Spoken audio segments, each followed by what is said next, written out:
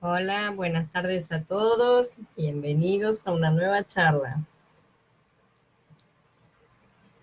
Hoy vamos a ver más o menos las menciones más comunes a lo largo de la historia acerca de este personaje, las más evidentes, por así decir, porque después hay asociaciones, ¿no es cierto?, que no son de forma directa, no son afirmadas, pero sí existen fuertes evidencias de que estamos hablando del mismo personaje. Así que bueno, hola Meili, bienvenida. Así que bueno, va a llevar unos cuantos posts. Y también tenemos que ver el tema de la religión que se desprende, ¿no es cierto?, que surge de esta gente, ¿no?, que aún se mantiene en nuestros días y la vemos en tantas... Está en todas las religiones, está en la base de todas las religiones. Realmente lo que surge aquí, lo que va a surgir a partir de la civilización que fue creada alrededor de la Torre de Babel, son los misterios que fueron llevados alrededor de todo el mundo, fueron sí después adaptados, en cada lugar se desarrollaron a la manera de cada cultura, ¿no es cierto?, con sus nombres y sus variaciones, ciertamente, pero estamos siempre hablando de la misma raíz maligna que subyace debajo de todas las mismas. Así que acerca de eso también vamos a tener que hablar, también lleva un post un poco más adelante. Exactamente, el caldo de cultivo. Y lo mejor es que cada una de las religiones posteriores, religiones, misterios, filosofías, no importa, porque se ha desarrollado en diferentes ámbitos. Por ejemplo, los masones no reclaman ser religión, ¿no es cierto?, pero tienen muchas de estas partes. Exactamente, la madre de todas las religiones es Babel, justamente. Babel es la gran ramera, es la madre de todas las religiones y la vamos a ver ramificada en todas partes. Entonces, por eso es que yo quiero que veamos la mayor cantidad de puntos, por así decir, porque después se van a seguir manifestando y solamente vamos a tener que recordar lo que ya más o menos vimos y vamos a comprender las relaciones y demás cosas. Hola Blanca, buenas tardes. Entonces, bueno, por hoy los comienzos siempre de todas las cosas es sumamente aburrido, por así decir, o complicado, porque estamos absorbiendo un montón de cosas que no nos dicen nada por ahora, o nos dicen pero muy poco, pero más adelante todas las cosas van a encajar y van a hacer sentido. Entonces, vamos a comenzar con la charla de hoy. La otra cosa es que estos posts que vienen en estos días tienen unas cuantas imágenes que son interesantes de ver, pero no tan importantes como para estar subiéndolas acá, así que les recomiendo a todos que después vean el post editado, ¿no es cierto?, el post online o el PDF, para ver las imágenes y las tablas, porque también va a haber tablas de épocas, que también es interesante para que después nos vayamos ubicando cronológicamente con las cosas. Aquel vivía en esa época, el otro vivía en la otra, y más o menos ver esas cosas, ¿no es cierto? Pero no las voy a estar leyendo acá porque leer una tabla cronológica no tiene mucho sentido, ¿no es cierto? Hola Micaela, buenas tardes. Entonces, vamos a comenzar con la charla 26, poderoso cazador delante de Yahweh. Cush además procreó a Nimrod, quien fue el primer poderoso Gibor en la tierra. Esto está en Bereshit capítulo 10, ¿no es cierto? Nimrod es un personaje controvertido, pero sumamente complicado también. Ha sido relacionado con tantos otros personajes históricos en épocas tan disímiles que resultaría realmente más longevo que Matusalén, algo que es imposible, porque este individuo sabemos perfectamente que perteneció al linaje de la serpiente y muy especialmente cargó con la genética nefilín de forma muy preeminente, ¿no es cierto?, lo cual probablemente le otorgó su gigantismo, porque es considerado un gigante en todas las leyendas, todo su poder, que probablemente le viniera a través de los conocimientos de misterio, ¿no es cierto?, que le fueron revelados, y la fuerza sobrehumana que sin duda debe haberle venido junto con el gigantismo, ¿no es cierto? Mayor tamaño, siempre mayor fuerza también. Pero también, evidentemente, si recibió toda esta genética, también debe haber recibido la vida cortada, ¿no es cierto? Que es uno de los rasgos característicos de la raza de la serpiente, de manera que realmente es imposible que haya vivido más que lo justo y más allá de todas estas cosas, sabemos que ningún ser humano vive más que un día, o sea, 1000 años, ¿no es cierto? Y a veces lo asocian con personajes que están miles de años después, entonces es completamente imposible que se trate del mismo personaje. Lo que vamos a ver normalmente es que el viejo truco de los muchos sucesores que toman el mismo nombre y que en vez de ponerse Juan I, Juan II y Juan III, como hacían los reyes para diferenciarse, todos se llaman Juan pero no se pone el nombre. Entonces, a lo largo del tiempo, con muchos siglos después, la gente piensa que cuando mencionan a Juan, hablan de uno mismo. Cuando mencionan a Nimrod, a lo largo del tiempo también creen que se trata de uno mismo. Entonces, probablemente se trate de sucesores, no necesariamente hijos, sino lo vemos reaparecer también en muchas culturas diferentes, muchas épocas diferentes, como decimos. Así que probablemente cada tanto se manifestara en algún lugar, en alguna persona, en un individuo, el gen nefilín de forma prominente también, ¿no? Como en el caso de Nimrod mismo, y esta persona terminaba reivindicando ser la reencarnación de Nimrod, probablemente porque eso es lo que han hecho a lo largo de los siglos, ¿no es cierto? Entonces esto también le otorgaba a la persona todo el prestigio del poder heredado de un gigante como Nimrod, ¿no es cierto? Entonces, Nimrod realmente ha sido asociado con muchos personajes históricos, vamos a mencionar algunos ahora, solamente por encima para saber todos los puntos. Hoy vamos a ver los más rápidos, después vamos a ver algunos que son un poco más complicados. El post siguiente vamos a hablar de Gilgamesh y de Hércules, dos personajes bastante más importantes y bastante más con sagas, ¿no es cierto? Son muy importantes gnósticamente también. Hola César, buenas tardes. Hola Verónica y Natalia. Hola Gina, bienvenida. Entonces, bueno, hoy lo que vamos a ver hoy es más que nada los personajes menores, por así decir. En una antigua obra conocida como Kitab al-Magal o el libro de los rollos, que forma parte de la literatura clementina, no es escriturístico esto, ¿sí? Está fuera, es extrabíblico. Señala que Nimrod edificó una serie de poblados, le da todos los nombres, ¿no es cierto? Inició su reinado sobre la tierra cuando Reú, que es el hijo de Peleg, tenía 163 años, reinando por 69 años según esta historia, y edificando varias ciudades, ¿no es cierto? Incluso dice que Nimrod vio en el cielo un manto negro y una corona, y de inmediato llamó a Sasán y le ordenó que le hiciera una corona como la que había visto, ¿no es cierto? Sí, según este relato, Nimrod fue también el primer rey justamente en usar una corona, y esto también es importante y lo vamos a ver más adelante también.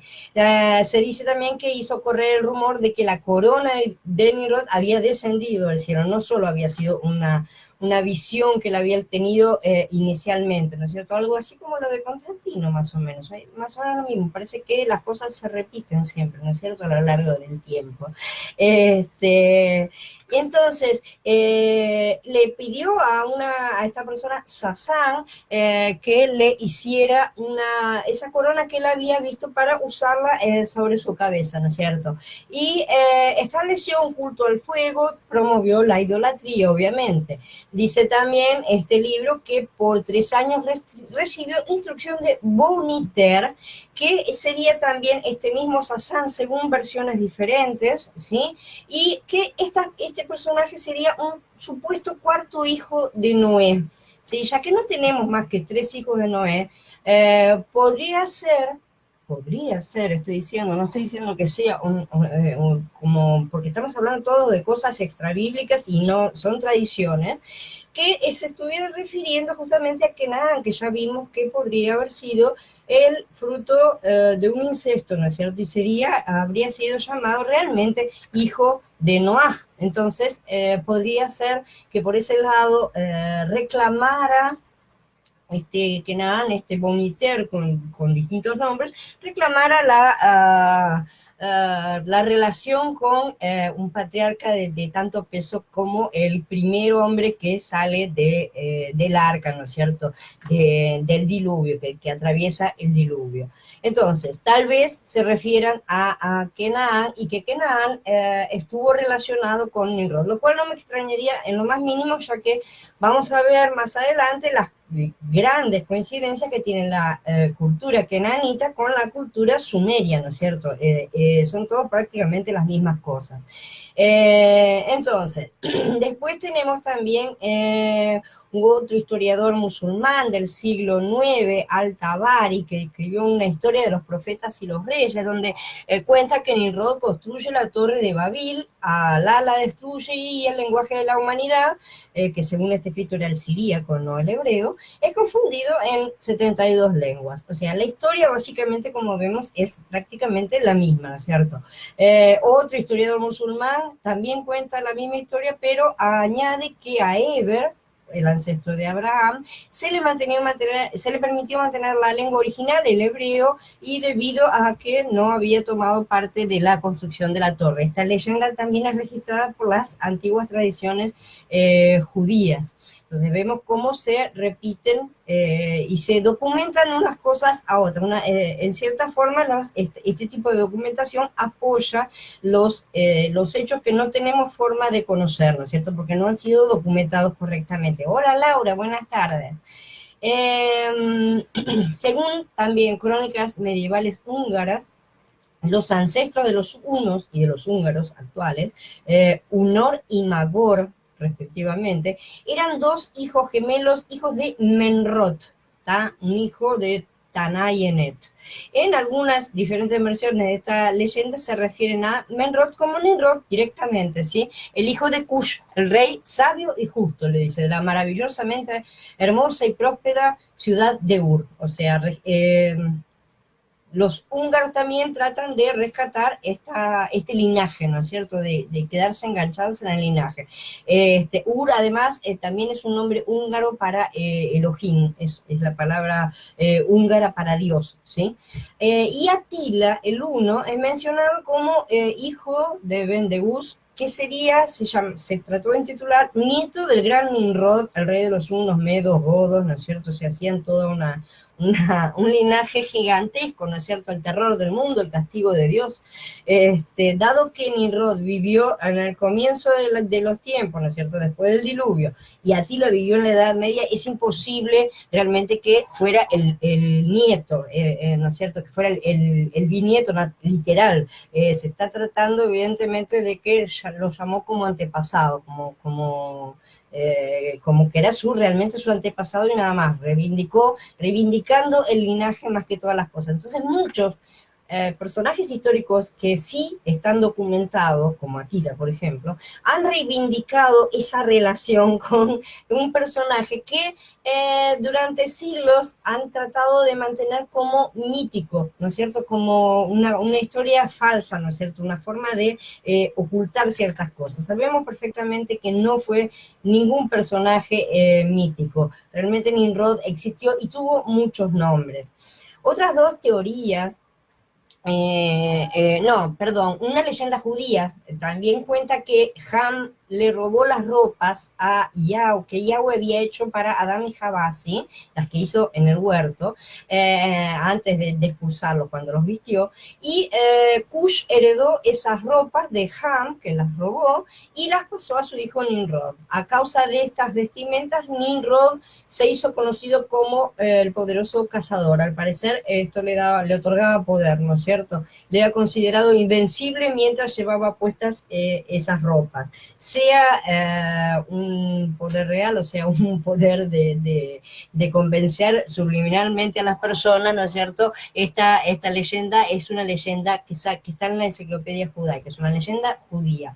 Dice que todos se acobardaban ante Nimrod debido a la vestimenta que utilizaba. Esta leyenda la vamos a ver levemente reflejada en la película Noah, cuando lo que se pasa no es exactamente la vestimenta, sino la piel de la serpiente, que no tiene nada que ver, pero esa película realmente no es bíblica, es completamente gnóstica desde otro punto de vista. Sin embargo, vemos cómo todas las leyendas coinciden en muchas cosas. Otras dos teorías prominentes se sostienen también con respecto a la identidad de Nimrod. Una, que es adoptada por unos ciertos estudios, eruditos, es que Nimrod debería identificarse con el héroe babilónico Isdubar o Gishtubar, que es Gilgamesh, justamente, que lo vamos a ver en el próximo post más a fondo. Y la segunda dice que identifica a Nimrod con Marduk, el Mercurio de Babilonia. Hay siglos de diferencia entre unos y otros, entonces probablemente no estemos hablando del mismo personaje físico, sino de una continuidad, ¿no es cierto? La identificación anterior se basa en el hecho de que Isdubar está representado en las epopeyas de Babilonia como un poderoso cazador, siempre acompañado de perros, el fundador del primer gran reino de Asia, o sea, tiene muchos puntos en común y los vamos a ver más a fondo en el próximo, ¿no es cierto? En el próximo post. Pero tiene muchas cosas y también tiene muchos puntos en común realmente también con Marduk, que va a aparecer en el concilio divino sumerio y babilónico, ¿no es cierto? Y lo vamos a ver más a fondo cuando estudiemos el concilio divino mismo, que viene después de estas cosas también. Entonces, pero la dificultad realmente de reconciliar al Nimrod bíblico, que es el hijo de Cush, con Marduk, que es el hijo de Ea, podría superarse, como decimos, hablando e interpretando que Nimrod es un descendiente de Cush y que Marduk es un descendiente. Entonces se acortan los tiempos entre unos y otros, se eliminan personajes intermedios y se dice, como dicen los judíos hoy, nuestro padre es Abraham, ¿no es cierto? Y evidentemente no es el padre físico, sino el antepasado. Entonces, probablemente se trate este Marduk de otro Nimrod, otro personaje que reivindicó sí también la similaridad, ¿no es cierto? Ahora vamos a hablar un poco de Nino, que es el primer rey de los asirios. Este personaje sí está documentado históricamente, muchos lo han relacionado con Nimrod. Dice Trogo Pompeyo, que Nino, rey de los asirios, cambió primero que todo la sobriedad de las costumbres, incitado por una pasión nueva, el deseo de las conquistas, algo que parece que no era tan normal en aquella época. Fue el primero que se ocupó en practicar la guerra contra sus vecinos y conquistó todas las naciones desde Asiria hasta Libia, cuando ellas no conocían todavía las artes de la guerra. O sea, de los primeros conquistadores. Este relato señala a Nimrod y no podía realmente, históricamente se debe aplicar realmente a este personaje. Diodoro Sículo, otro historiador, también concuerda con esto y añade otro relato que dice: Nino, el más antiguo de los reyes de Asiria mencionados en la historia, realizó grandes hazañas, siendo por naturaleza de índole bélica, además de ambicioso de la gloria que resulta del valor, armó un considerable número de jóvenes que eran tan valientes y vigorosos como él mismo, los entrenó durante largo tiempo con ejercicios difíciles y privaciones, y por estos medios los acostumbró a soportar las fatigas de la guerra y a enfrentar los peligros con intrepidez. O sea que él fue conquistador y además fue el primero en montar un ejército entrenado, ¿no es cierto? No era solamente un grupo de personas peleando desordenadamente, sino que los entrenó específicamente. Al parecer fue el comienzo de este tipo de prácticas.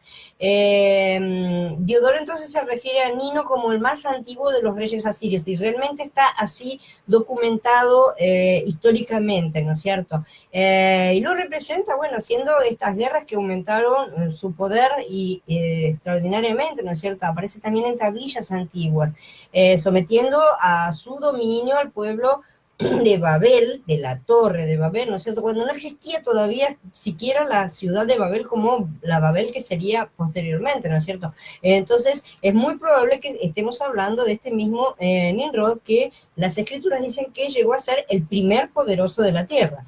El primer rey de los asirios debe haber sido probablemente el primer poderoso de la tierra y su comienzo fue el reino de Babel. La historia de Nino y de Nimrod se armonizan bastante, así que es muy probable que se trate del mismo personaje. La esposa, también documentada, de Nino es Samuramat, que fue una mujer que reinó junto con él y también fue una mujer guerrera, fue una mujer que luchó, levantó fortificaciones, fue toda una reina y se la asocia normalmente con Semiramis. En cuanto al nombre, ¿no es cierto?, del personaje, es sumamente parecido. Otros insisten en que no tiene nada que ver, que no corresponden los tiempos, pero como ya sabemos, nosotros sabemos que no se trata siempre de personas físicas, sino de sucesiones de personas. Entonces, evidentemente, no puede haber existido Semiramis en la época de la Torre de Babel y tener después a una Astarte, una Ishtar, una Isis, ¿no es cierto?, en diferentes lugares, porque tampoco eran mágicos, ¿no es cierto?, eran seres humanos. Entonces, estamos hablando de muchas personas que han asumido los mismos roles, por así decir, reivindicando los poderes. Entonces, si Nino fue, y suponemos bien, el primer rey de Babel, ¿cómo se puede decir que Belo haya sido el fundador de Babel? Porque se dice eso también antiguamente, ¿no es cierto? Se dice que Nino habría sido el hijo de Bel y que Belo habría sido el fundador de Babel. Entonces vamos a ver quién fue realmente Bel. Si Nino fue Nimrod, el Bel histórico debe haber sido Cush, porque Cush engendró a Nimrod, ¿verdad? Y a Cush se le representa generalmente como el promotor de la gran apostasía, según Alexander Hislop. Por otra parte, Cush, como hijo de Ham, también fue Hermes o Mercurio el que confunde, ¿sí? El primero, ¿no es cierto?, en cuanto al término de confusión, porque Hermes es precisamente un sinónimo egipcio para el hijo de Ham, la frase, ¿no es cierto? Hermes fue el primer gran profeta de la idolatría y fue reconocido por los paganos como el autor de los ritos religiosos, el intérprete de los dioses. Él hablaba con los dioses y llevaba el mensaje a los humanos, ¿no es cierto? Y por eso se lo llama también, de ahí viene la palabra hermenéutica, ¿no es cierto? De ahí viene también el tema de que haya sido el autor de la confusión.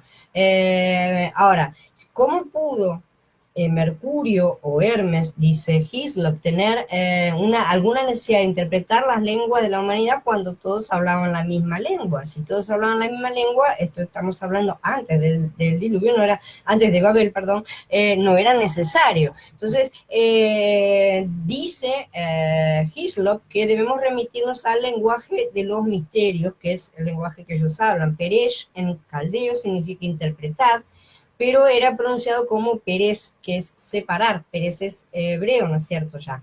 Pero también está en común, es una palabra que aparece en raíces antiguas de egipcio antiguo y griego antiguo, porque estamos hablando de que todos los idiomas más o menos salieron del mismo lugar, ¿no es cierto?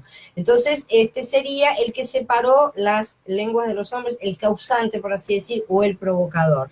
De acá surgiría la idea de que Cush fue el que dio inicio a las cosas y de alguna manera en algún momento fue sustituido por su hijo Nimrod, lo cual está de acuerdo con la teoría de que Nimrod se casó con su madre, ¿sí?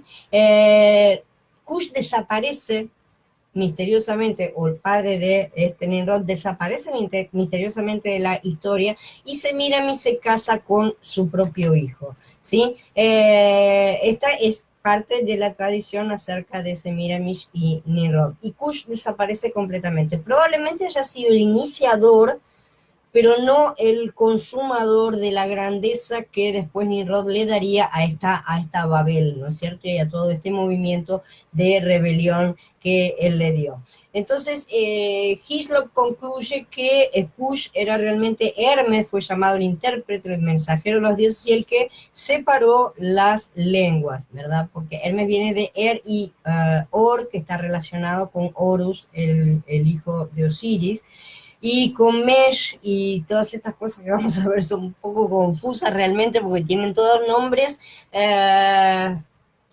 derivados de sus idiomas antiguos que nosotros ya no conocemos, ¿no es cierto? De Hermes se decía que había descubierto primero los cálculos, las artes del número, la geometría, la astronomía, los juegos de azar, pero lo más importante es que él fue el ideólogo de los ritos y sacrificios, él fue el que ideó las bases primeras de la religión que después sería desarrollada. No fue completamente desarrollada por Hermes, sino que después sería más adelante desarrollada.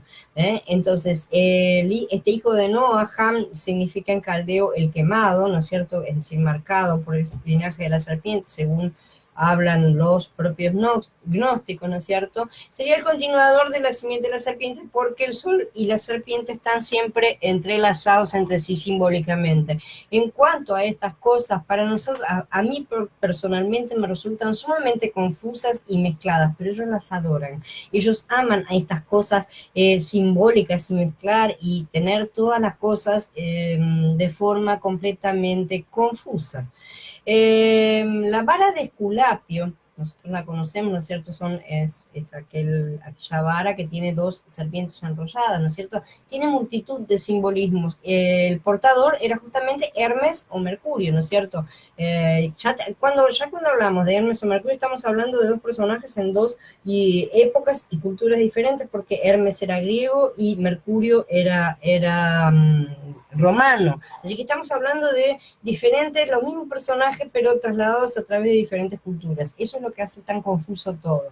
Y este personaje era el guía de las almas, como una imitación de Jano, el dios de las dos caras, el dios que está entre los dos mundos, ¿no es cierto? Que es justamente, se dice que probablemente ha sido o Ham o Cush como el separador que aparece entre el antes y el después del diluvio, ¿no es cierto? El que pudo pasar por las dos puertas. Se hacían pasar como que ellos eran los primeros en haberse, los salvados realmente, ¿no es cierto? Los salvos, eliminando a Noah como que había sido el elegido realmente de Yahweh. Cada uno cuenta la historia como cómo les parece, ¿no es cierto? Beneficiándose a sí mismo. Borran la importancia de Noah y se ponen ellos en el lugar más importante del cuento, ¿no es cierto? Eso es lo que confunde todas las cosas. Jano, ¿no es cierto? Las dos serpientes del bastón representan las dos caras de Jano, y estamos hablando aquí del sistema dual que ellos van a desarrollar y que va a estar impregnado en todas partes, los vamos a ver en toda su religión, ¿no es cierto? Sobre todo en la religión que va a desarrollar otro Nimrod, entre comillas, mucho más adelante, que sería el Zoroastro, ¿no es cierto? La semilla de la serpiente, el conocimiento, el poder, el sol negro, todas estas cosas están absolutamente relacionadas y las detentan los controladores de este sistema. Ahora, el nombre de Belo o Bel, dado al padre de Nino o Nimrod, representa tanto a Baal como al Bel de los caldeos, que son diferentes nombres de los mismos dioses.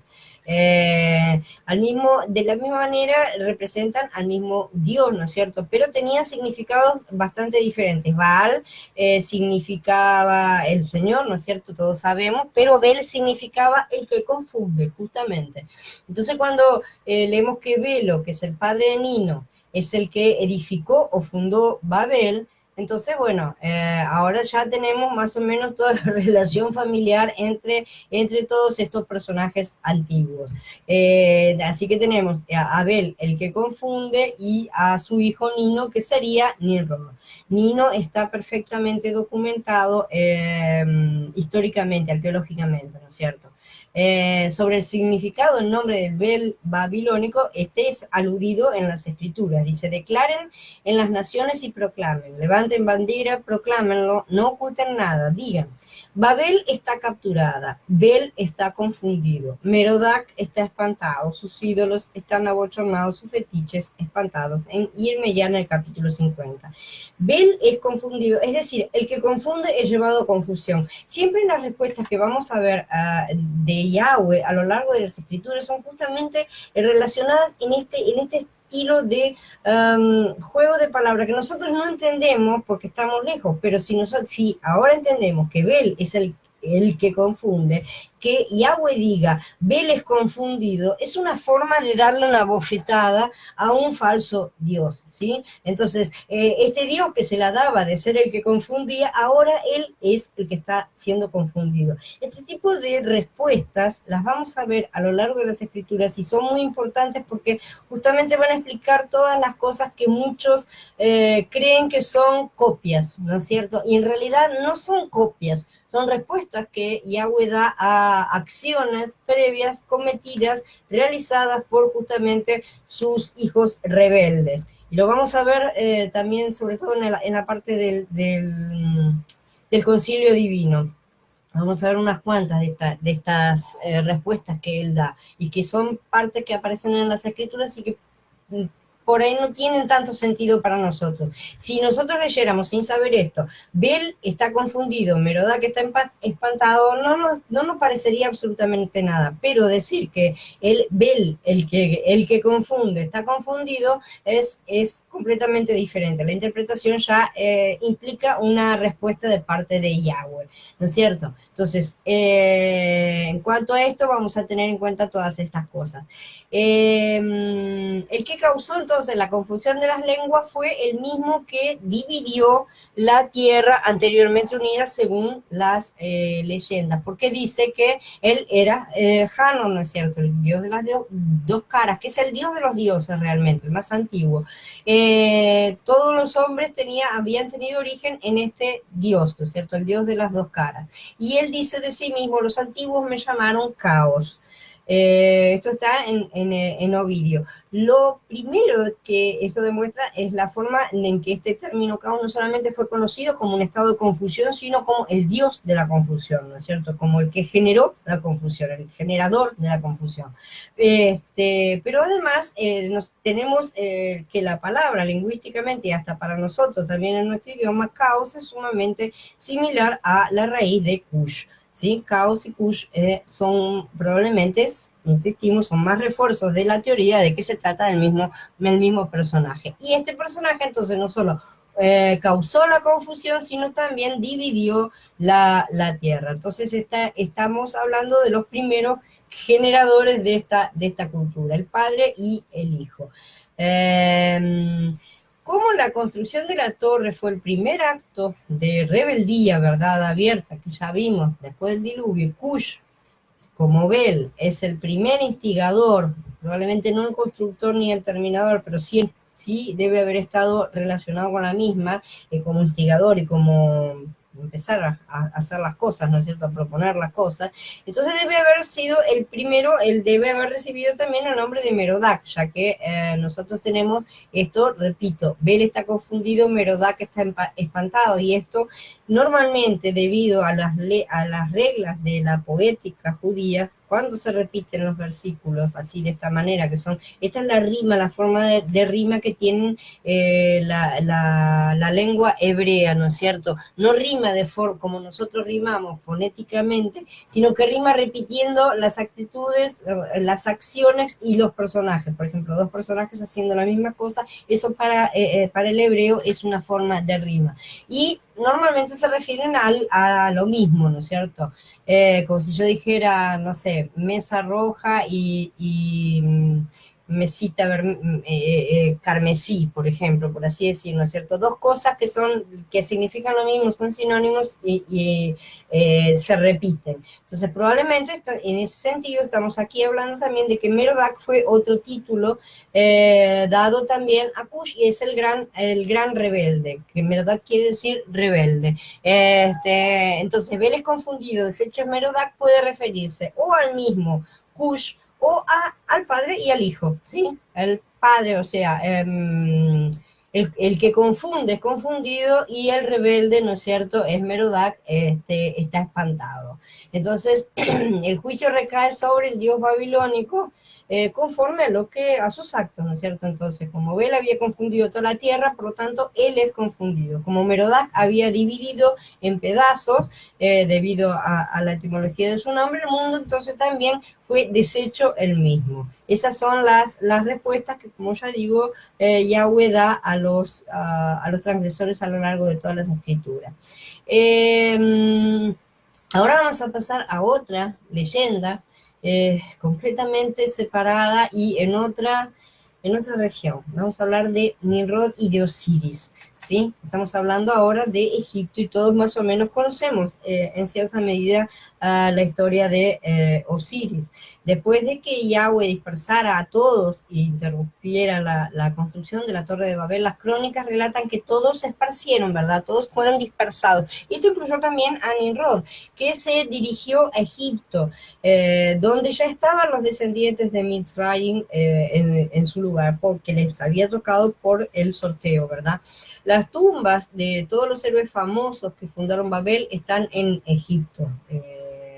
Y Egipto temprano se convirtió de esta manera en el segundo centro de la civilización. Comenzó en Babel y se trasladó a Egipto. Ahora se puede entender de esta manera fácilmente por qué tanto los babilonios como los egipcios afirmaron ser las primeras personas en el mundo. Prácticamente lo eran, ¿sí? Afirmaron que su civilización y sus costumbres religiosas fueron las primeras, porque vienen todos de la misma raíz. En Egipto ahora vamos a trazar la historia de lo que ocurrió inmediatamente después de Babel. La historia de Egipto comienza con la dinastía 1, ¿no es cierto? Su capital fue Tinis en el Alto Egipto. Y los nombres de los primeros 4 gobernantes de la primera dinastía son Menes, Atotis, Kenkenes y Uenefes. La ortografía de los nombres es la que les ha dado el griego Manetón. Las formas egipcias varían, pero levemente. Ahora bien, ¿quiénes fueron estos individuos con estos nombres, ¿no es cierto? Atotis, el segundo rey de Egipto, fue Osiris. La tumba de Atotis en Abidos era el sepulcro del dios Osiris, ¿sí? Y como tal se convirtió en un santuario, terminó convirtiéndose en un santuario al que se dirigían millones de peregrinos, porque como todo santuario de la antigüedad, ¿no es cierto? El dios egipcio Osiris era el Baal de los fenicios, el Marduk de los babilonios, el Tamuz semita, el Nimrod de la Biblia. Estamos hablando siempre del mismo personaje y la forma que ha tomado en todas las civilizaciones. El fragmento del Cairo de los anales de las dinastías conservan el nombre de la madre de Atotis. Ella es Et, que significa la velada. Esta es una designación de Isis, ¿sí? Que es la madre y esposa de Osiris. El mismo problemita que teníamos con Semiramis, ¿verdad? Que es la madre y esposa. O sea, las mismas cosas se repiten en todas partes. Los asirios llamaron a Isis o Et, la llamaron Ishtar o Semiramis. En las escrituras se la llama Astoret. Esta mujer también fue originalmente la reina de Meni, el primer rey de Egipto. Ella se convirtió en la reina y esposa de Atotis después de la muerte de Meni, ¿sí? Aquí está la confirmación de la antigua tradición de que Nimrod se casó con su propia madre. Después, Atotis mismo fue asesinado en el año 28 de su reinado, según dice Plutarco. El padre de Atotis, el primer rey de Egipto, entonces fue Meni, ¿no es cierto? Menes en griego, que es el primero de esta dinastía. Su nombre significa el constructor. Nuevamente estamos hablando exactamente de las mismas cosas. Esto se encuentra en el libro de Historia del Antiguo Egipto de Rawlinson. También Manetón lo dice que se llama el Eterno, que uno de sus apelativos, por así decir, es el Eterno.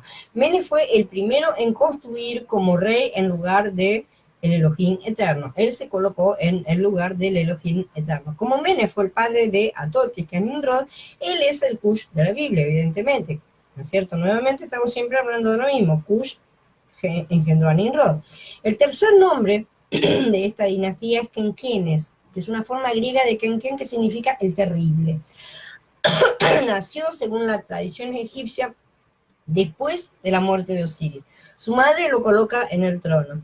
Ella afirmó que él era la reencarnación de Osiris o de Atotis, ¿no es cierto? Por eso a veces se lo llama también Atotis o Itit en algunos fragmentos que se han encontrado. Estos nombres pueden encontrarse en el Egipto de los faraones de Sir Alan Gardiner y también en la historia de los faraones de Weigal. Están todo documentado.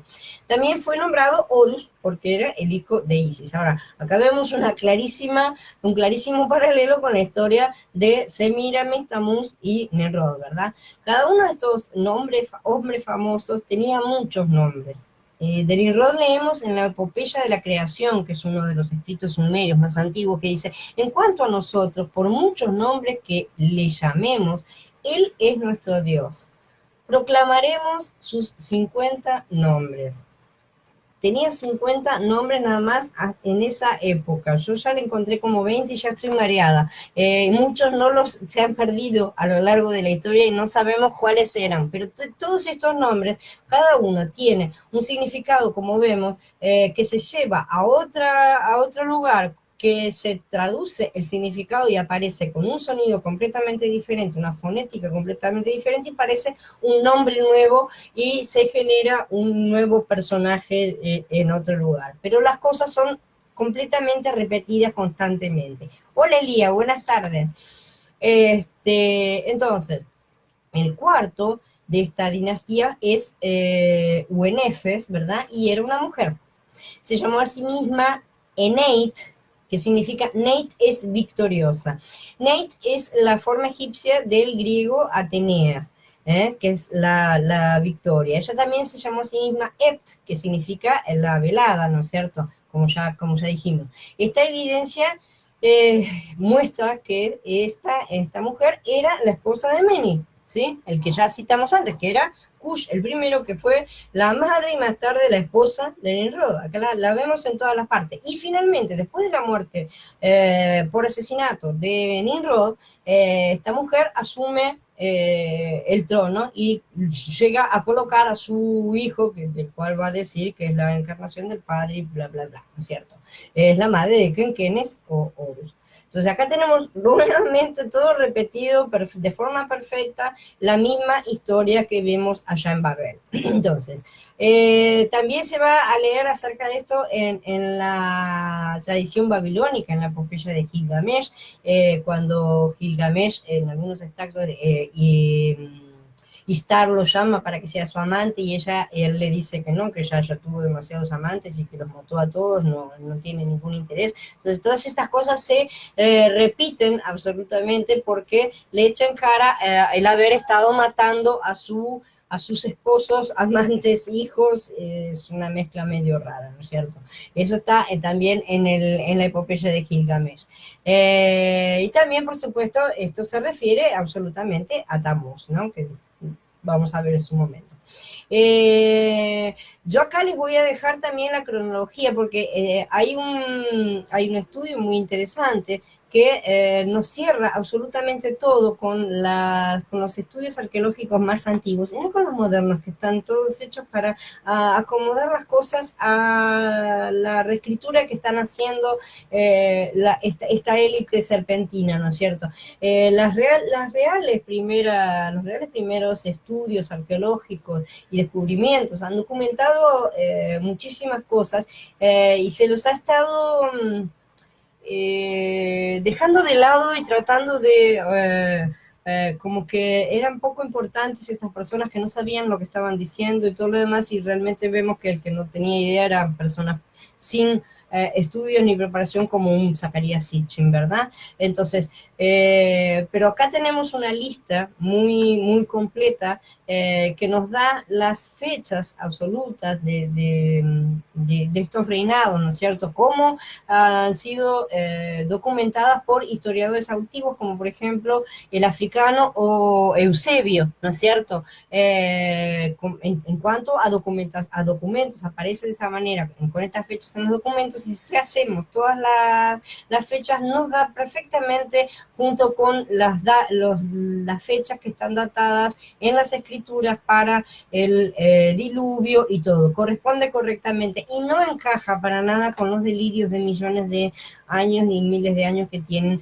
la supuesta cronología sumeria, que también vamos a ver un poco más adelante dónde está el error de hacerla de tantos miles de años. Es un error en la forma del conteo. Entonces acá yo les dejo después para que vean en sí la tabla, porque muestra todo cómo encaja todo y nos da prácticamente nada de diferencia en tiempo con las cuentas que hacemos cuando sumamos todas las edades de los patriarcas en las escrituras, ¿no es cierto? Esa parte no la voy a leer porque se haría bastante confusa para explicarla de esta manera. Es más fácil leerlo y razonarlo un poco, nada más, no tiene demasiado. Josefo también confirma todas estas cosas cuando dice que todos los reyes de Menes que construyeron Memphis estuvieron ahí 1300 años. Las mismas cuentas nos cierran siempre para las mismas fechas. Yo después les voy a dar también, que no lo he terminado porque realmente lo estamos haciendo en este recorrido, una línea temporal que estoy haciendo, cronológica, solamente muy somera, ¿no? De poner las fechas más o menos para que tengamos una idea de quién está en la época de quién, ¿no es cierto? Porque se nos confunden un poco y se nos mezclan las cosas. Entonces, para que sea más simple ver cómo estaba todo, y está todo hecho también el conteo que la Biblia especifica. Y las cuentas cierran según lo que las cosas de la Biblia dicen, a pesar de que la han tratado de retorcer de todas formas para decir que la Biblia miente. Entonces, Nimrod dice que huyó a Itare, fue asesinado ahí, dicen las tradiciones. En la huida de Nimrod, su madre y su esposa Uenefes también tuvieron que huir, según afirma la tradición, porque fueron perseguidas. En este punto, algunos continuaron contando el tiempo después de la era de Nimrod, ya que no tenía herederos varones. Otros estimaron el conteo después de que la madre se escondió, así que hay veces que hay algunas diferencias. Y dice que pasaron 30 años o 60 según otras cuentas, y de repente la viuda, Buenefes o Isis, reaparece con su hijo Kenkenes o Horus, ¿no es cierto? Reaparece con él ya nacido y dice: es la reencarnación y lo tuve milagrosamente después de la muerte de mi marido, ¿no es cierto? Que es el mismo, tiene que ser del mismo linaje, porque esa es la importancia, ¿no es cierto? Entonces ella después asocia al hijo al trono, se sienta como regente y vive como regente hasta la adultez del hijo.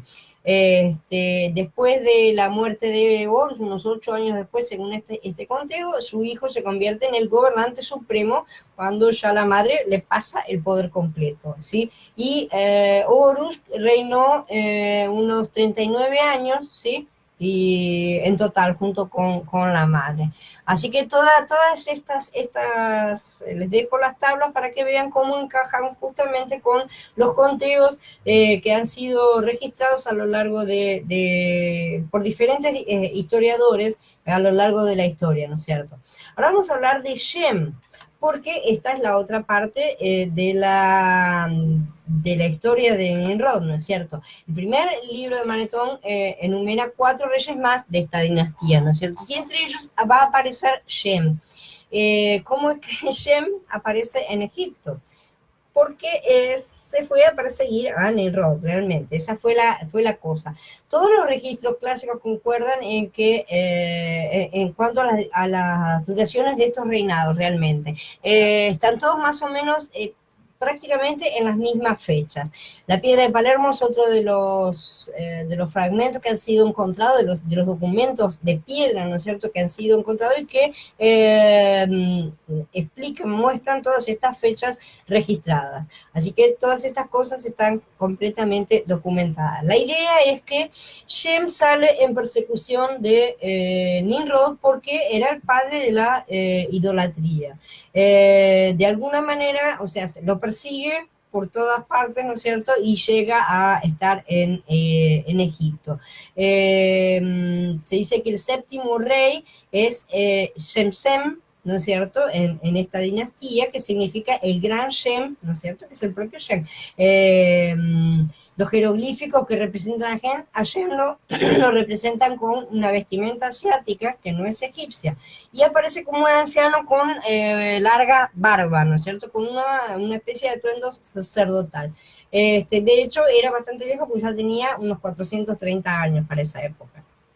Shem abandona Egipto en el 2019, supuestamente según estas fechas, o un poco antes de la muerte de Noah en 2018, unos 350 años más o menos después del diluvio, ¿sí? Probablemente fue para esa fecha. Y ahí sabemos que él llega y mata a Nimrod, consigue finalmente alcanzar al rebelde, ¿no es cierto?, que se iba escapando, y de aquí van a ser la leyenda de Osiris, porque se supone que... hola Javier, buenas tardes. Que se supone que lo mata y lo descuartiza en partes, en 14 partes, y envía cada una a los reinos más importantes como mensaje, diciendo, explicándose, mostrando, este es su Dios, que está muerto y cortado en pedazos, por así decirlo, una cosa muy simple. Entonces ahora lo que vamos a hablar un poquito es de los hijos de la viuda, que es un tema que está relacionado absolutamente con la masonería, ¿no es cierto? Entonces, ahora vemos que Shem mató a Nimrod. Si resumimos las cosas, las simplificamos un poco, después de la caída de la Torre de Babel, Nimrod sale de Shinar, ¿no es cierto?, que es Sumer, y se va a Mitzrayim.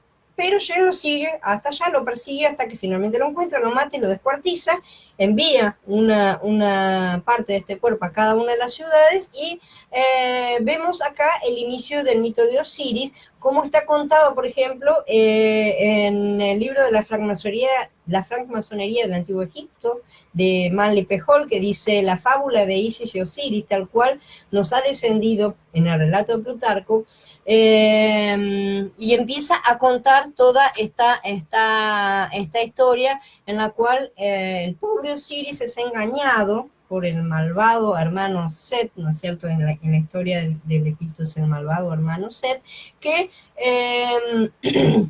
lo engaña lo mete dentro de un ataúd, lo encierra, después lo mata y corta el cuerpo en pedazos. Entonces esta es la historia de después queda Isis, que sale a buscar el cuerpo del muerto, del desaparecido, ¿no es cierto?, lo lleva por todas partes del mundo, lo sale a buscar, y ella es la viuda. Por eso los masones se llaman a sí mismos los hijos de la viuda, ¿verdad? Y en ese sentido ellos pretenden recuperar, por así decir, aquella cosa que se perdió, ¿sí? Que es el cuerpo de Osiris, por así decir, que es en realidad lo que Osiris Nimrod simbolizaba completamente para ellos. Dice el libro de la masonería que este Osiris es el mayor de los dioses, porque les enseñó la agricultura, estableció para ellos un cuerpo de leyes, los instruyó a reverenciar y adorar a los dioses, dioses, ¿sí? Y estableciendo así a Egipto en todo lo esencial de la verdad, dice Manly P. Hall, ¿no es cierto? O sea, lo tratan como que hubiera sido el gran benefactor del mundo. Y lo único que hizo, o sea, Nimrod fue llevar exactamente la misma transgresión que ya venía, que nosotros vimos, que sale de Caín, él la va trasladando y la van agrandando a lo largo de la historia, ¿no es cierto? Y fue enseñando a la gente todas las cosas que los vigilantes ya habían enseñado antiguamente, porque ya habían recuperado los pilares perdidos. Mientras tanto, también dice, se menciona a Tifón, ¿no es cierto?, que sería un medio hermano de Osiris, que es otra forma que asume Set, ¿no es cierto? Tifón es un monstruo que aparece en la literatura griega, y acá vamos a ver cómo se sincronizan unos con otros, ¿no es cierto? Que se supone que es el que salió a perseguirlo y casi, según las leyendas, Tifón pierde, según sus leyendas, Tifón pierde. Pero según las leyendas de la Biblia, sabemos que Nimrod es eliminado, no son leyendas. Entonces, yo les dejo acá también toda la historia, todo el relato que se hace de esta historia y de cómo es encerrado este Osiris en un ataúd. Va a pasar a Biblos, justamente, que ya hemos estado viendo. Biblos es Fenicia, y cómo están siempre los misterios pasándose entre estas civilizaciones que siempre estuvieron todas juntas, y por eso vemos cómo se repiten todas las cosas. Set, que es el egipcio, es el Tifón griego, sincréticamente hablando, ¿sí? El propio Plutarco lo aclara al comienzo de su libro, diciendo que tan griega es la palabra Isis como la palabra Tifón, su enemigo más acérrimo, o sea que se consideran las mismas cosas. No podemos olvidar que los misterios pueden haber nacido en un lugar, pero se transmitieron a todos a través del tiempo y de la geografía, y ellos lo fueron pasando. Plutarco era griego, pero había sido iniciado en los misterios, él mismo lo dice, y lo veía no desde una perspectiva puramente egipcia, sino ya bajo un matiz griego. Estamos hablando de una época posterior, en la época de Plutarco, ¿no es cierto?, cuando él escribe acerca de estas cosas antiguas. Este tipo de relaciones interculturales, ¿no es cierto?, ha dado como resultado toda la mezcla que para nosotros puede resultar confusa, pero que ellos adoran tanto, ¿no es cierto? En que cada bestia ha coloreado el mito original con sus propias concepciones. Cuando digo bestia me estoy refiriendo a las bestias de Daniel, ¿no es cierto?, a las diferentes civilizaciones. Cada bestia le ha dado su toque a las mismas leyendas, porque les pertenecen a todos en cierta forma.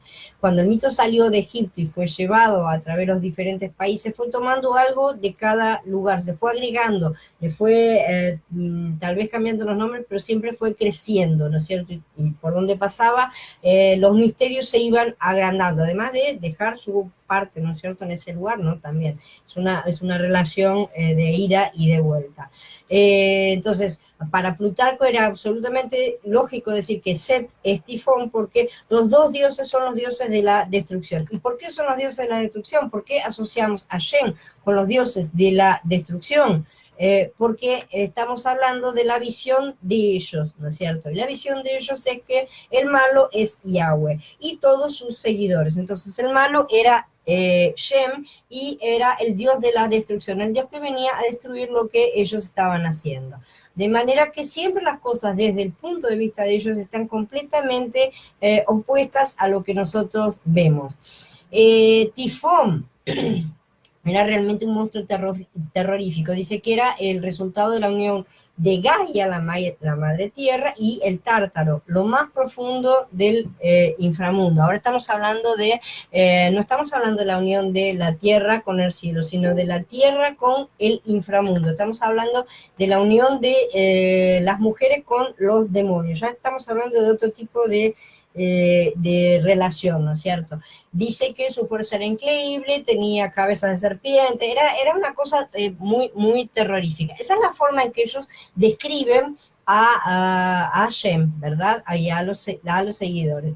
Según otra historia, después de la aparición de Tifón, los dioses huyeron despavoridos a Egipto, y se ocultaron haciéndose pasar por animales. Y de ahí vienen las formas que van a adoptar cada uno y por qué se relacionan con animales. Dionisio se convirtió en un ciervo, Artemisa en un gato, Hera en una vaca, y ahí se sincronizaron con los dioses de Egipcio, o sea, tomaron un nuevo nombre en realidad, no es que se sincronizaron, sino que cambiaron de nombres y de apariencia.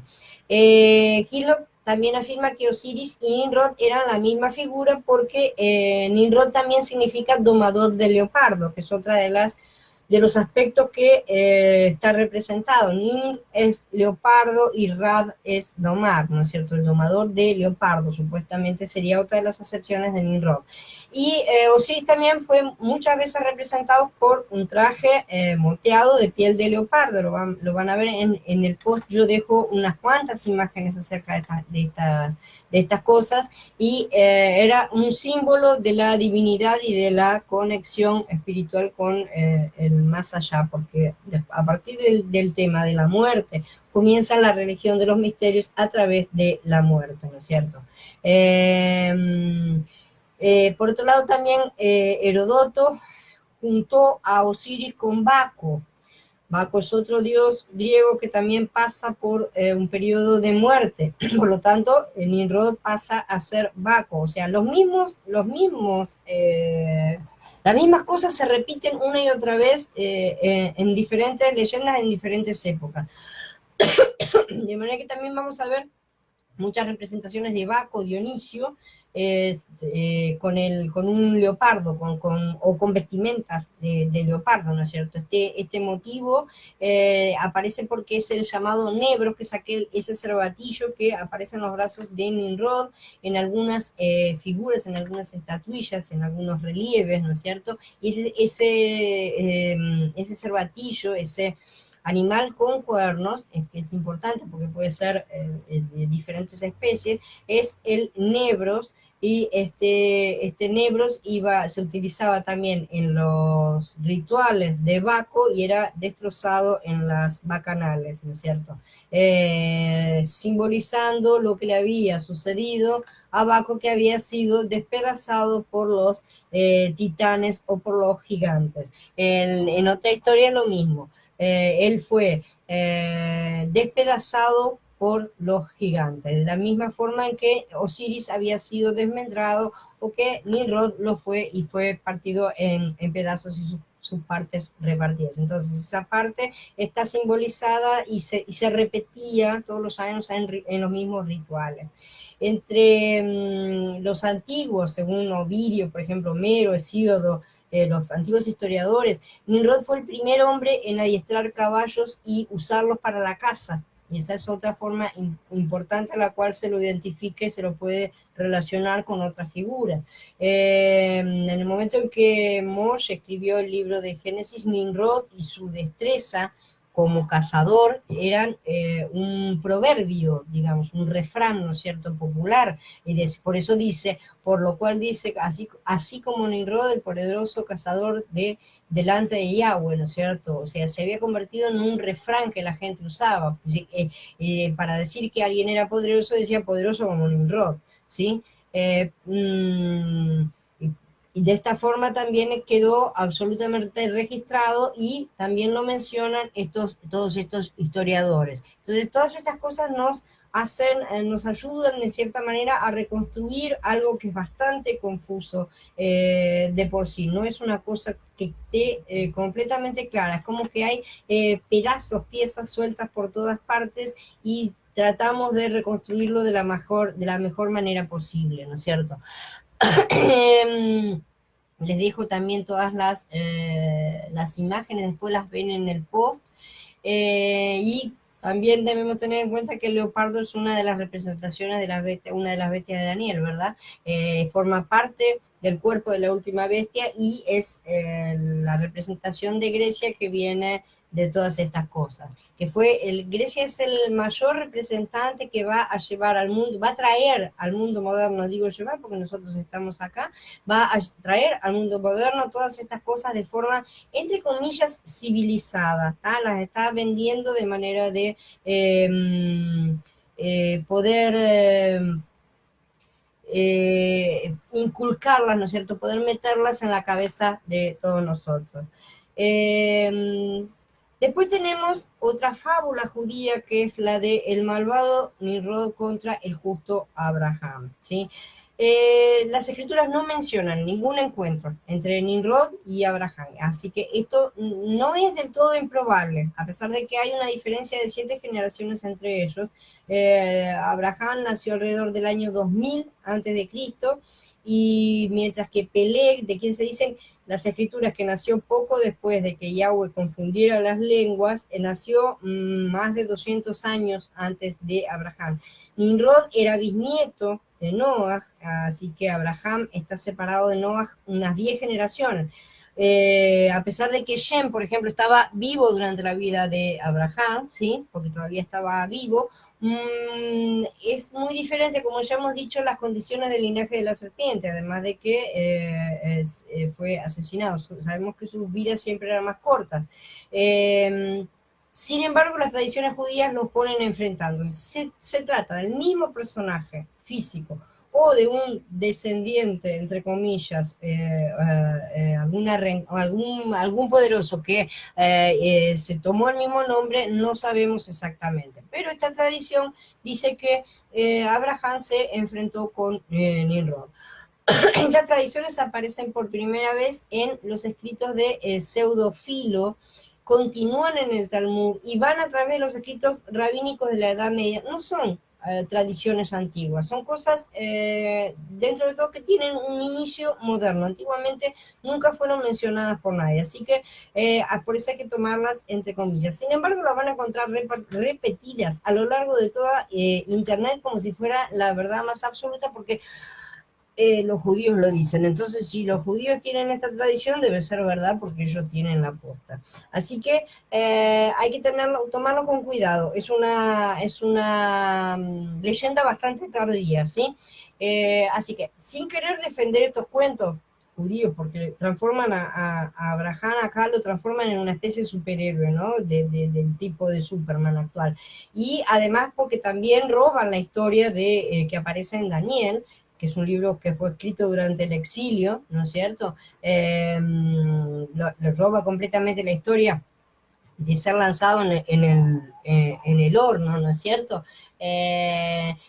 Debemos también tener en cuenta que es sumamente probable que nos enfrentemos, nuevamente lo repito, no a un único Nimrod, sino a un sucesor de esta persona que pueda haber estado ahí. Sin embargo, bueno, la repetición de las cosas siempre trae dudas, ¿no es cierto? Trae dudas acerca de la veracidad de lo que se está diciendo. En general, estas versiones judías presentan a Nimrod como un hombre siempre opuesto a Yahweh, ¿sí? Algunas señalan que se autoproclamó como Dios y que fue adorado por sus súbditos. En algunas ocasiones su leyenda se mezcla con la de Nino también, ¿sí? El creador, el fundador de Nínive. Cuentan que una señal de los astros anunció a Nimrod y a sus astrólogos el nacimiento de Abraham, quien pondría fin supuestamente a la idolatría. Así que Nimrod ordena matar a todos los niños recién nacidos y se convierte en el antecesor de Herodes. Sin embargo, la madre de Abraham escapó y dio a luz secretamente. Algunas versiones la ponen como dando a luz en el campo, donde pasta el ganado, ¿no es cierto? Así, y otras en un establo, lo cual ya hace que tengamos que tener en cuenta, porque el pseudofilo de donde surge esta leyenda, como ya lo he dicho, es posterior a la muerte de Yeshua, ¿sí? Entonces, este tipo de asociaciones ya sabía lo que había sucedido con Herodes, ya se sabía lo que había sucedido con el Salvador, y se puede pretender asociar el nacimiento de Betlehem con Abraham, transformándolo o asegurando que es la semilla prometida judía. Para ellos, Moshe y Abraham son sus salvadores y ellos lo repiten aún hoy, de manera asegurar que ellos son, o sea, el que los sacó de Egipto fue Moshe, son hijos de Abraham. Entonces ese tipo de cosas pueden haber sido para reforzar, justamente para rechazar la los nuevos conceptos que habían surgido a raíz de la muerte y resurrección de Yahshua, ¿no es cierto? Y los nuevos creyentes que estaban con la nueva religión.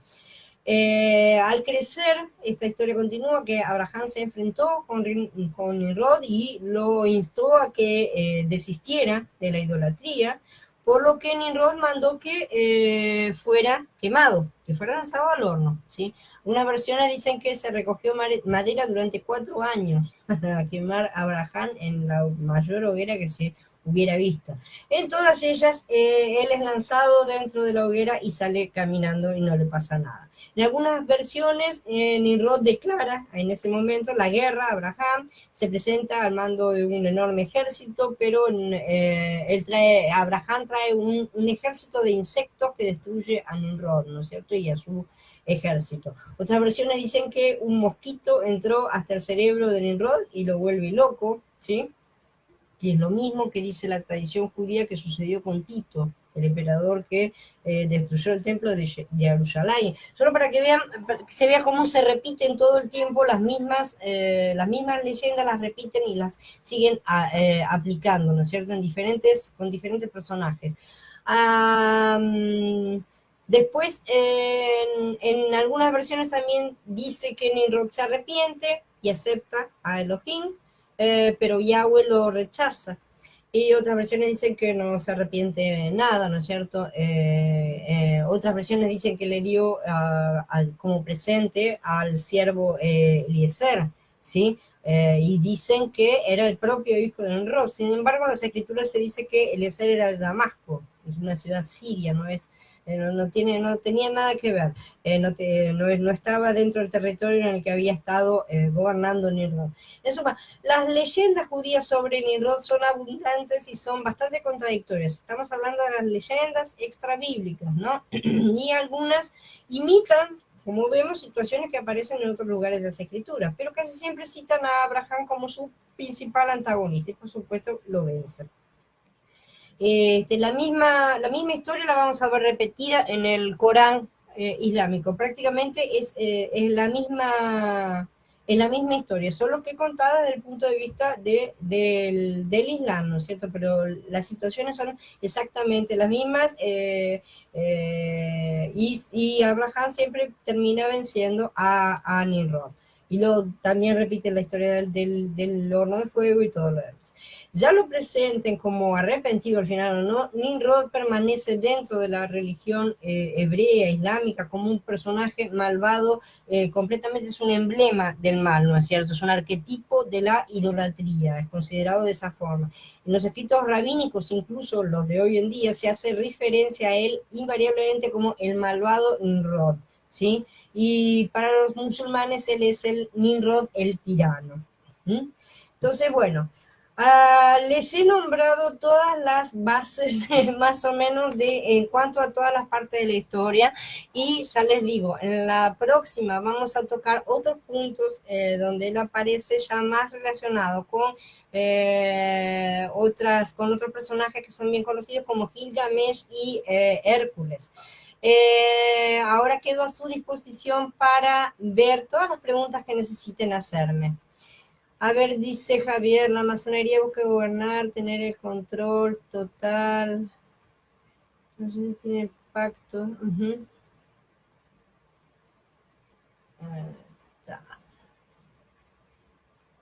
Si la Unión Europea destruirá a los Estados Unidos para obtener el poder de toda la tierra, lo dudo mucho.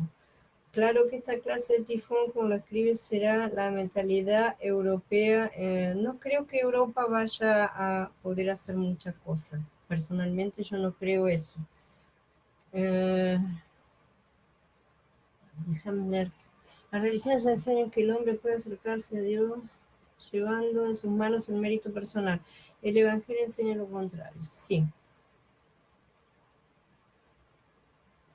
Seigate, me dice Andrés, Seigate asocia la historia de Isis y Osiris con el Mesías. y su nacimiento virginal como una copia. Ellos desde el principio llaman a lo bueno malo y a lo malo bueno.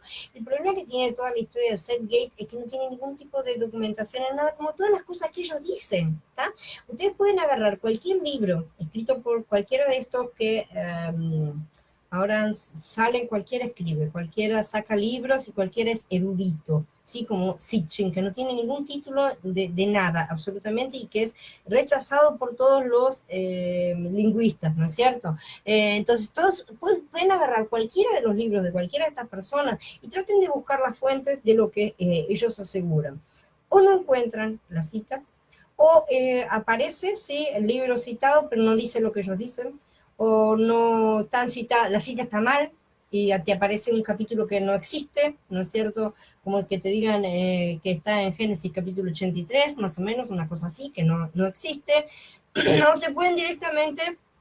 También la otra que se citen entre ellos, y eso es medio gracioso. Entonces, de todas estas cosas, por ejemplo, una de las cosas que se afirma en Zeitgeist es que todos estos dioses que yo menciono nacieron el 25 de diciembre y no hay ningún tipo de prueba absolutamente de que ninguno de los dioses mencionados hubiera nacido en esa fecha, excepto Nimrod, que es sí documentado en todas las tradiciones como que la fecha es el 25 de diciembre.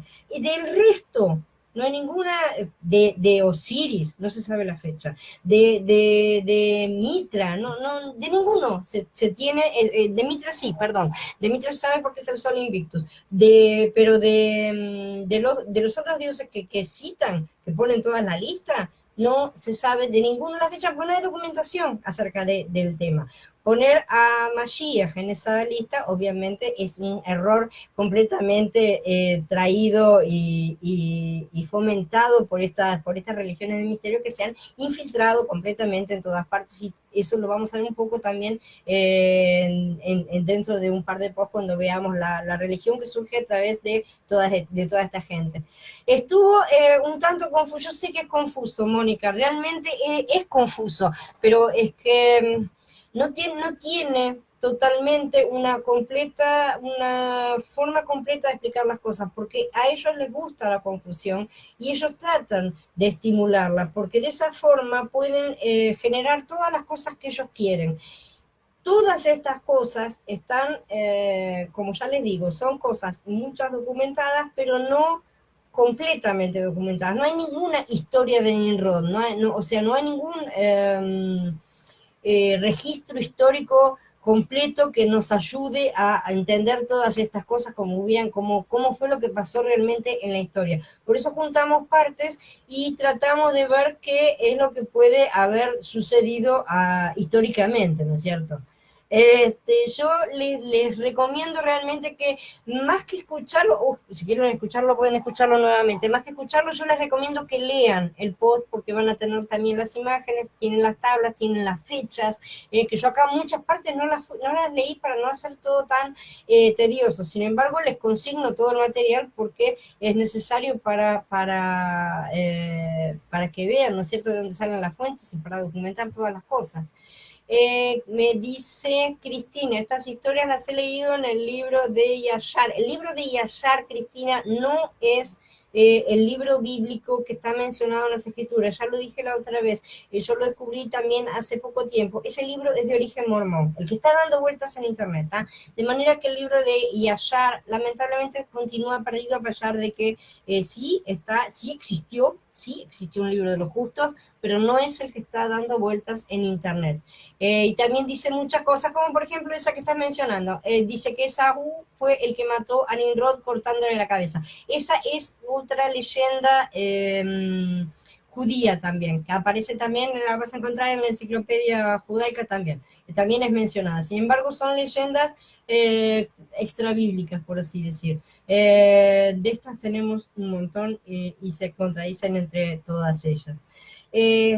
A ver, mi hermano me pregunta, me gustaría preguntarle si todas las denominaciones y las sectas y el ecumenismo con todas las religiones monoteístas y el catolicismo romano se unirán en una sola mega religión mundial. Sí, ya lo están haciendo, sí, el ecumenismo se está manifestando, es una de las... es algo que es, una vez que vayamos viendo todas estas cosas, ya nos estamos dando cuenta de que todas estas religiones nacieron acá en Babel, ¿no es cierto? Y a medida que vayamos estudiando todas las cosas, vamos a ver que Babel nunca desapareció.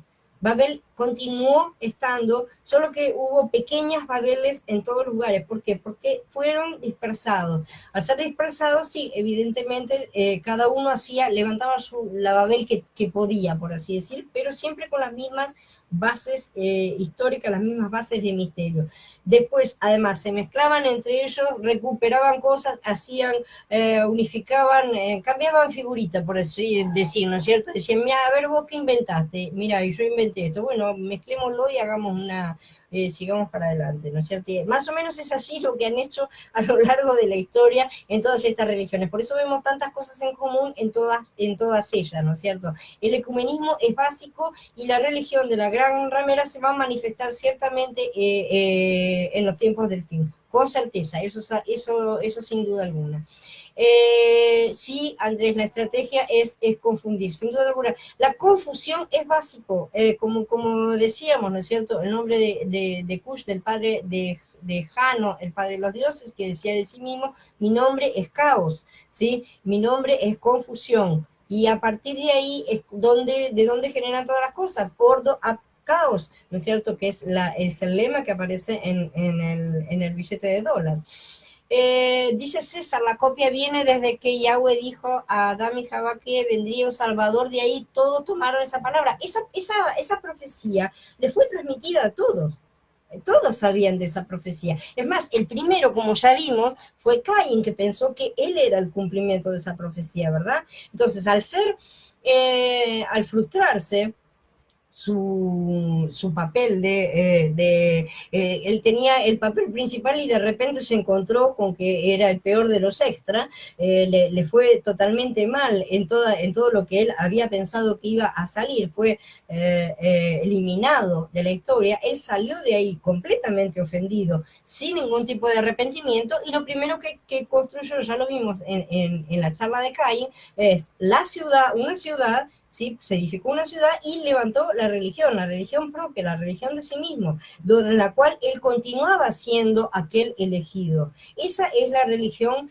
falsa, esta es la religión de este humanismo, de esta humanidad caída, ¿no es cierto?, que ha seguido el camino de la serpiente. Es la religión falsa que inició Caín y que se continuó arrastrando y continúa siendo de cualquier manera la promesa, ¿no es cierto? Porque tiene que ser el cumplimiento de aquella cosa que Caín deseaba realmente ser él mismo, ¿no es cierto? Ser él el hijo de la promesa. Entonces se repite en absolutamente todas porque todos mamaron de la misma promesa, todos la conocían. Y a mí me pareció muy confuso. Realmente es confuso. Los próximos van a ser más simples porque ya nos centramos en un par de personajes, hablamos un poco más a fondo de los mismos y acá yo mencioné todas las cosas que están relacionadas con Nimrod y que podemos llegar a encontrar en la red, ¿no es cierto? Así que es todo bastante complicado. Toda la apostasía tiene una misma razón de origen, sí, Javier. Caín se frustró, exactamente, Caín se frustró, pero se frustró hasta por ahí nomás, porque vean todo el desastre que surge a raíz de su frustración a lo largo de toda la historia, todo lo que la frustración de un hombre puede llegar a ser y cómo puede llegar a ser caer prácticamente a toda la humanidad. Dice Cristina, o sea que a pesar que son diferentes personalidades, toda esta línea era la simiente de la serpiente, por supuesto. La simiente de la serpiente obrada de generación en generación, exactamente. Los hijos del maligno son los que hacen la voluntad de su padre. Es así, ellos buscan lo de la serpiente, ellos buscan lo del árbol del conocimiento. Esa es lo que los marca, por así decirlo, ¿no es cierto? Lo que los diferencia, lo que nos hace notar que ellos son del linaje serpentino. Sí, son todos su descendencia a lo largo de la historia han sido sus herramientas, ¿sí?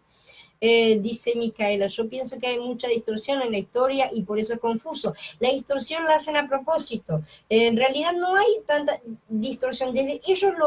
Para ellos no hay tanta confusión, ¿sí? Ellos lo aceptan completamente, no tienen problemas en cuanto a toda esa confusión. A ellos les agrada, ¿sí? Todo eso, porque los hace sentirse como superiores, por así decir, de los demás, porque creen que ellos entienden. En realidad no entienden nada, sabemos que no lo entienden, pero bueno. Tendremos que seguir estudiando sin duda alguna, Blanca, y de cualquier manera vas a ver que más adelante, mientras sigamos avanzando a lo largo de la historia, muchas de estas cosas se van a ir aclarando. Otras van a seguir siendo confusas porque muchas de ellas se pierden en los orígenes y por eso han nacido las mitologías, ¿no es cierto? Los mitos y las leyendas, por eso se transformaron en eso, porque los orígenes se han perdido de todas esas cosas y ya no se conocen tanto como antiguamente. Cain fue el primer antimachías, es el primero, sí, sin duda alguna. Él fue el que se consideró a sí mismo la simiente prometida, y de ahí sale toda su falsa religión. No sé si lo viste o no, pero te recomiendo que veas el de la segunda caída, que habla de todas estas cosas y de cómo él levantó la falsa religión a través de su caída. Él fue sin duda alguna el prototipo del antimagías, ¿no es cierto? De esta bestia que vamos a ver, y no sé si no es una de las cabezas. Yo considero que es muy probable que sea la primera de todas estas cabezas. Javier dice, quiero saber si la transnacional, Ambet, Perú, no tengo la menor idea porque no las conozco. No conozco estas empresas que me mencionan. Resumen, si todas las empresas transnacionales y todos los sindicatos van a patrocinar y apoyar la nueva ley dominical del papado. El papado no tiene tanta importancia como muchos creen, ¿está? A pesar de que va a estar así ciertamente, porque es una de las ramas, por así decir, es una más de todas estas falsas religiones, pero no es la cabeza de todas estas cosas.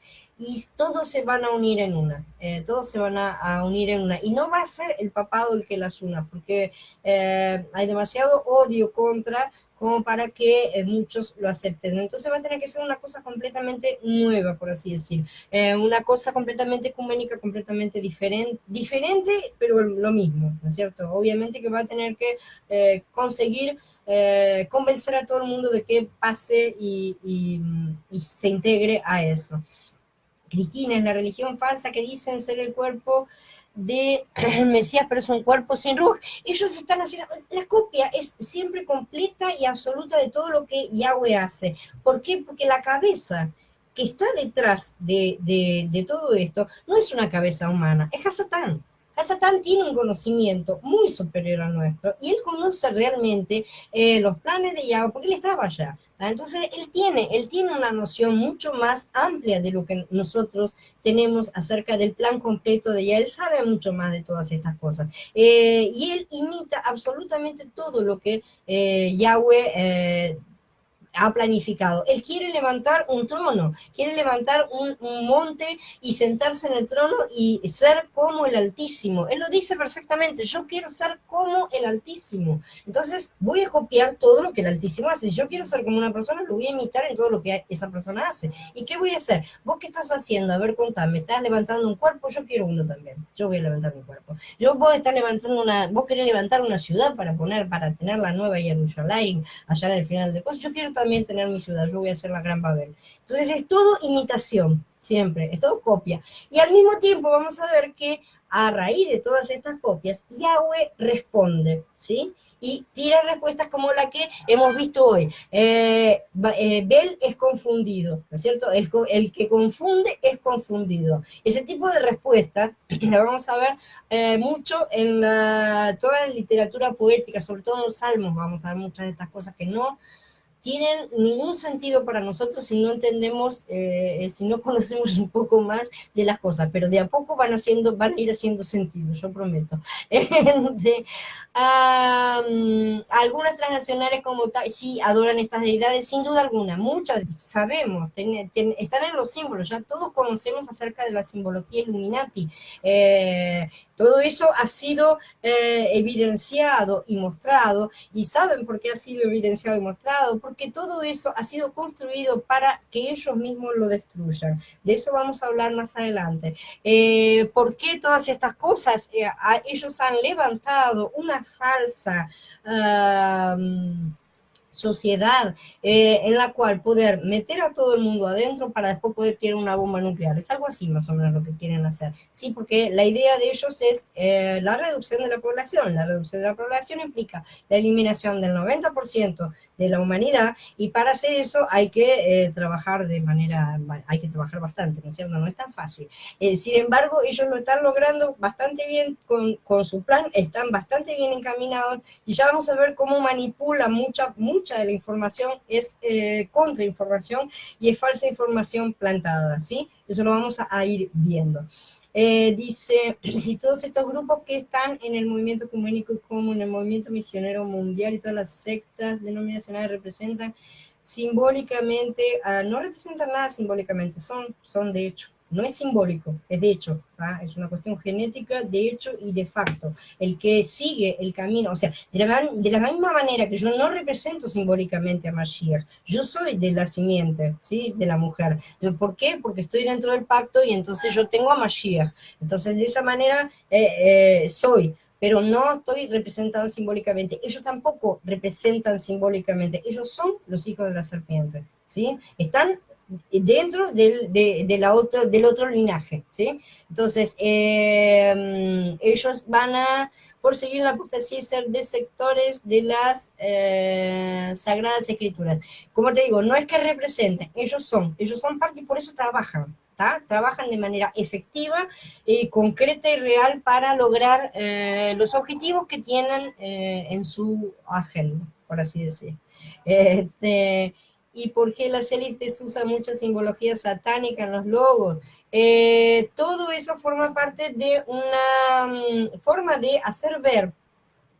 ¿Por qué iban a mostrarnos cosas que son secretas? No tiene ningún sentido, ¿sí?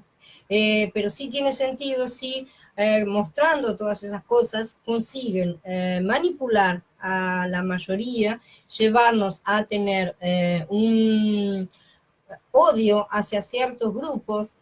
Por ejemplo, si decimos, los Illuminati son todos malos, son los que tienen estos simbolitos, y ellos están haciendo todas las cosas malas de la humanidad. Entonces, ¿qué tenemos? Un cuco.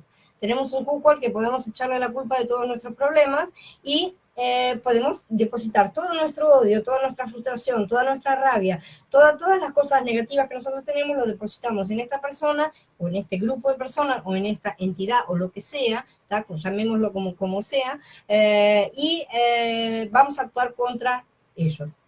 Así de simple. Entonces, ¿qué están haciendo con todas estas cosas? Están redireccionando el odio general de la gente, ¿sí? ¿Y a dónde lo están redireccionando? Vamos a ver a quiénes están acusando dentro de la bolsa de gatos. ¿Quiénes son los que caen junto con los malvados sionistas? Lo que caen son los seguidores de Yahweh. Todo el plan es absolutamente contra Yahweh y, por supuesto, los seguidores de Yahweh, la simiente de la mujer. ¿Sí? Así de simple. Es una guerra eterna desde el comienzo hasta hoy. Es la guerra entre estas dos simientes, entre estas dos semillas que han estado andando juntas en dos linajes a lo largo de toda la historia. Vamos a ver todas estas cosas más a fondo y más adelante. Yo ahora las menciono de forma rápida, pero para llegar a todas estas conclusiones es necesario recorrer todo mucho camino, porque si no, no entendemos cabalmente la profundidad de todas las cosas. ¿Alguien más tiene alguna pregunta? Entonces, las falsas religiones y la apostasía que se originaron en la Torre de Babel, las ves en todas partes, están en todas partes, son las mismas que están andando hoy, tanto como religiones, como filosofías, como religiones de misterio, como cosas raras como la masonería, que no es ni chicha ni limonada, no es ni filosofía, ni esto ni lo otro. Ella rechaza ser absolutamente todo y sin embargo es el rejuntado de todas estas cosas. La vas a ver en la Cabala, la vas a ver en un montón en todo lo que sea idolatría que vas a encontrar a lo largo de la historia. Ahí vas a tener manifestadas todas estas cosas que los orígenes los estamos viendo ahora. Gracias a ustedes. Por eso Abba nos está instando a salir de esta Babilonia. ¿Qué dice? ¿Qué está diciendo? Salgan de en medio de ella para que no reciban de su castigo. Porque si seguimos dentro, vamos a recibir del mismo castigo que ellos van a recibir. Entonces salgan del medio de ella. Esa es la forma que nos está instando hoy el Ruach a salir. Eso es cierto, sin duda alguna, Cristina. Dogmatismos también, sin duda, Anderson. Todas las cosas son, todo lo que no es vida es muerte, así de simple. Entonces, todo lo que no es del Ruach es de la serpiente. Hay dos linajes y nada más sobre esta tierra, y los dos están en guerra. Estamos en una guerra. Entonces, es mejor que tomemos rápido la armadura completa. ¿Alguna otra pregunta? Si no, vamos a dar por encerrado. Esto ya se estiró bastante. La verdad que hoy fue una charla bastante complicada. Yo reconozco que es compleja el tema es bastante denso. Gracias a todos ustedes por haber estado aquí. Nos vemos, los espero a todos mañana para la charla de la otra serie, y el jueves también seguimos hablando de Nimrod, ya con Gilgamesh y Hércules. Exactamente, es el llamado a salir de Babel. Nosotros tenemos que salir de Babel. Hermanos, gracias por todo. Shalom.